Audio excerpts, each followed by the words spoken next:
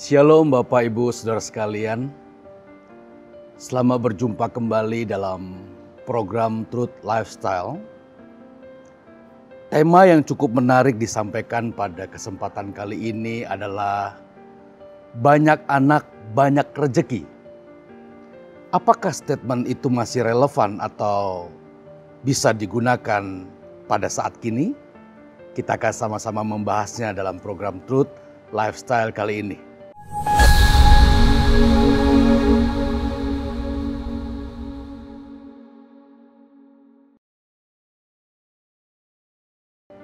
Namun sebelumnya mari kita tundukkan kepala, kita berdoa. Bapa di dalam surga, kami mohon berkat Tuhan atas apa yang kami bicarakan. Dan biarlah apa yang kami sampaikan dapat berguna bagi kehidupan kami sebagai anak, sebagai orang tua, sebagai pendidik, dan lain sebagainya. Kiranya Tuhan memberkati program Truth Lifestyle ini. Ke dalam tangan-Mu kami serahkan. Di dalam nama Tuhan Yesus. Kami berdoa, kami mengucap syukur. Amin. Bapak Ibu Saudara sekalian, tema kali ini tema yang cukup menarik, ya, atraktif dan cukup relevan untuk dibicarakan masa kini. Yakni suatu pernyataan banyak anak, banyak rezeki. Nah, pertanyaannya adalah apakah statement tersebut masih relevan? Masih bisa digunakan dalam era milenium, dalam era abad teknologi seperti saat ini? Bapak Ibu Saudara sekalian, pernyataan banyak anak, banyak rezeki ini, kalimat ini adalah kalimat yang cukup populer, cukup terkenal, ya, khususnya di kalangan masyarakat Indonesia sejak dulu. Seingat saya, ayah ibu saya pun pada masa itu masih membicarakan tentang banyak anak, banyak rezeki. Sebagian masyarakat mungkin masih mempercayai pernyataan banyak anak, banyak rezeki. Sebaliknya, mungkin sebagian lagi menjadikan kalimat banyak anak, banyak rezeki menjadi kalimat gurauan, candaan, bahkan sindiran bagi keluarga-keluarga yang memiliki anak banyak. Dan biasanya jumlah untuk saat ini yang dinamakan banyak anak itu lebih daripada 2 orang. Orang sudah menyebutnya dengan banyak anak. Bapak Ibu Saudara sekalian, sepengetahuan saya, belum ada penelitian ilmiah yang berusaha untuk memastikan hipotesis ini. Belum ada penelitian yang melakukan penelitian secara ilmiah untuk menyatakan kebenaran dari kalimat banyak anak, banyak rezeki. Setahu saya, sepengetahuan saya, sejauh ini saya belum pernah membaca tentang penelitian ini. Nampaknya pernyataan banyak anak, banyak rezeki lebih condong kepada spekulasi, ya, daripada kesan presisinya. Kenapa? Karena nanti kita akan melihat ternyata tidak selalu demikian. Saya ingin membahasnya dari awal sebelumnya. Pasangan yang belum menikah dan yang menikah membangun sebuah keluarga dan belum dikaruniakan oleh seorang anak. Mungkin masyarakat di sekitarnya mengatakan, kamu belum dapat rezeki. Kamu belum dapat rezeki. Tetapi ketika sepasang suami istri menikah, lalu tidak lama setelah itu memiliki anak, mungkin masyarakat sekitar mengatakan, ya, kamu dapat rezeki. Apakah demikian? Lalu bagaimana pasangan yang tidak memiliki anak? Atau belum dikaruniakan memiliki anak? Apakah pasangan ini kekurangan rezeki? Nah, kita akan lihat sama-sama. Makanya saya ingin mengatakan bahwa kita akan analisis pernyataan ini secara terbuka, secara jujur tentunya. Lalu bagaimana suami istri yang sudah menanti belasan, bahkan puluhan tahun menanti kehadiran menanti kehadiran buah hati ini? Maka kehadiran buah hati ini dapat dinamakan rezeki. Nah, sekarang kita lihat masyarakat kita memang masih memandang kehadiran seorang anak sebagai mendapatkan rezeki. Nah, ini sesuai dengan Kamus Besar Bahasa Indonesia. Kata rezeki didefinisikan sebagai keuntungan atau keberuntungan, baik dalam hal pendapatan atau sesuatu yang lain. Ya, dengan demikian, memiliki anak dapat dikategorikan sebagai rezeki. Memiliki anak dapat dikategorikan sebagai keberuntungan yang diperoleh dari Tuhan. Namun sekali lagi kita harus terbuka, bagaimana dengan pasangan yang belum atau tidak dikaruniai anak? Apakah ia tidak mendapatkan rezeki atau keberuntungan dari Tuhan? Kita harus benar-benar jujur untuk melihat kondisi ini. Saudaraku, sebaliknya, apakah dengan memiliki anak dapat disejajarkan dengan ia mendapatkan rezeki? Bahkan kalau memiliki lebih banyak anak, lebih banyak rezeki atau keberuntungan yang ia dapatkan? Nah, kita akan sama-sama mengulasnya lebih dalam lagi.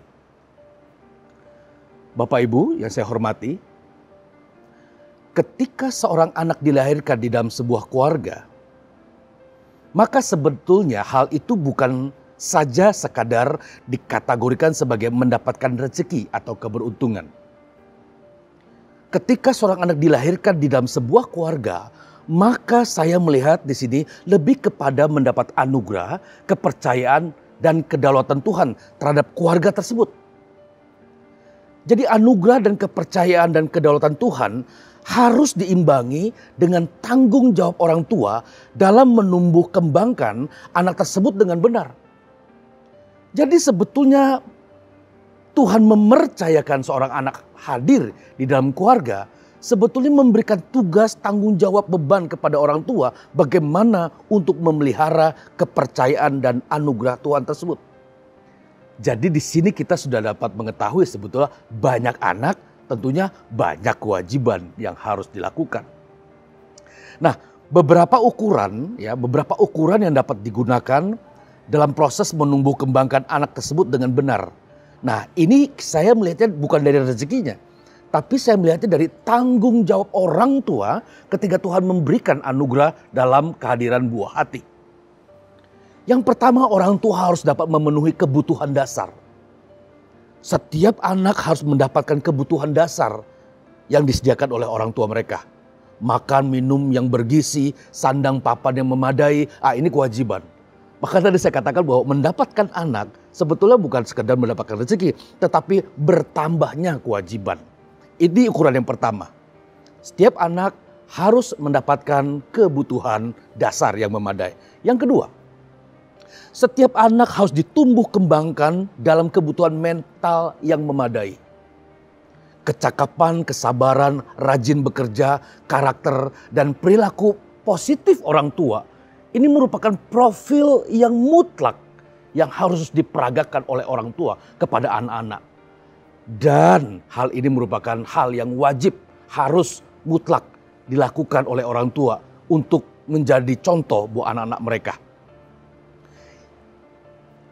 Ukuran yang ketiga dalam tanggung jawab orang tua adalah kebutuhan spiritual.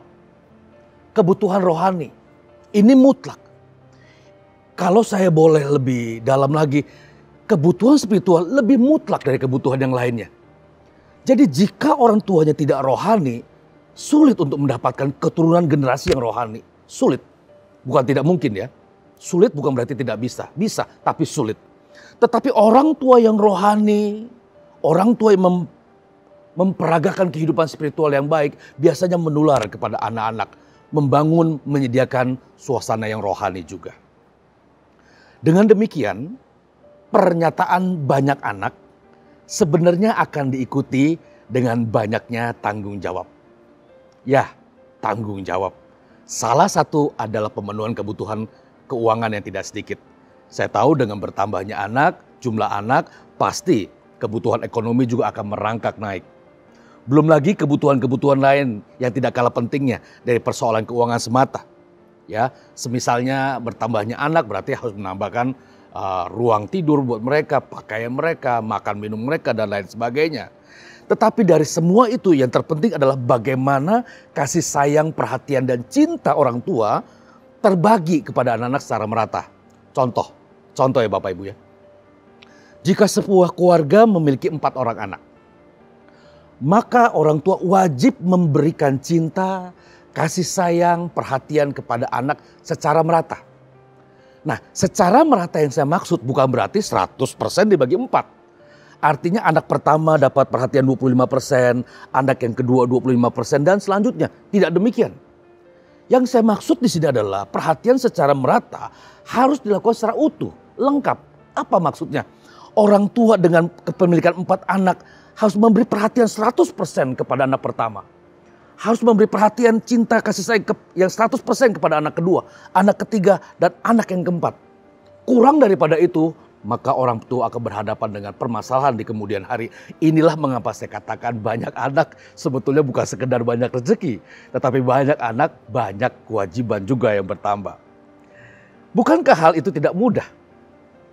Bukankah orang tua akan mendapatkan tantangan sekaligus ya sebut saja beban yang harus diterima dengan beberapa anak yang ia miliki.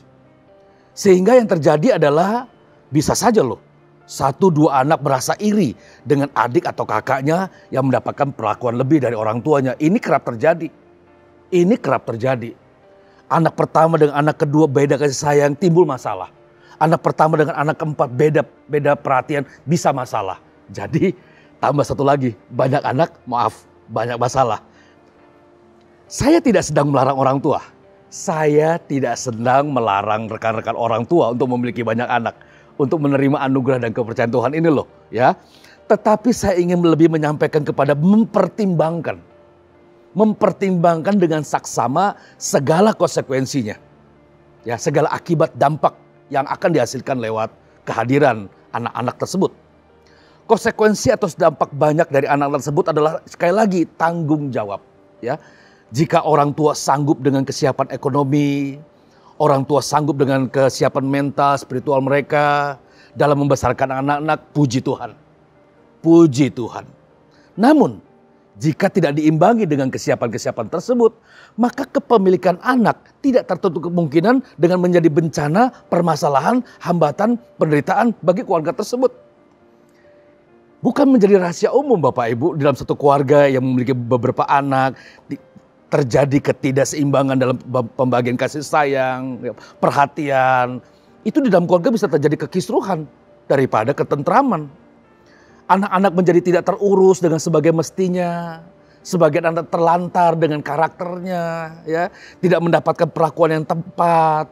Maka tumbuh kembang anak-anak tersebut akan menjadi liar. Akan menjadi permasalahan baru. Nah, inilah mengapa saya katakan, ini saya sampaikan bukan ingin melarang rekan-rekan orang tua untuk memiliki anak-anak dalam jumlah yang lebih daripada 2 atau banyak. Tetapi lebih kepada mempertimbangkan dampak daripada kepemilikan anak-anak tersebut. Saudaraku, saya mengerti. Mungkin salah satu pernyataan atau alasan orang tua memiliki anak lebih dari 2 atau memiliki anak-anak banyak, ya, dengan istilah banyak rezeki atau keberuntungan adalah ketika orang tua sudah mulai beranjak usia tua. Nah, mungkin ini salah satunya. Saya cukup bisa memahami, ya. Karena ada orang tua juga mengatakan kalau saya sudah tua, nanti kalau bukan anak-anak saya yang memelihara saya bagaimana? Kalau saya nggak punya anak, apalagi saya nggak punya anak, siapa yang merawat saya? Ah, ini mungkin salah satu alasan daripada orang-orang tua memiliki anak lebih banyak.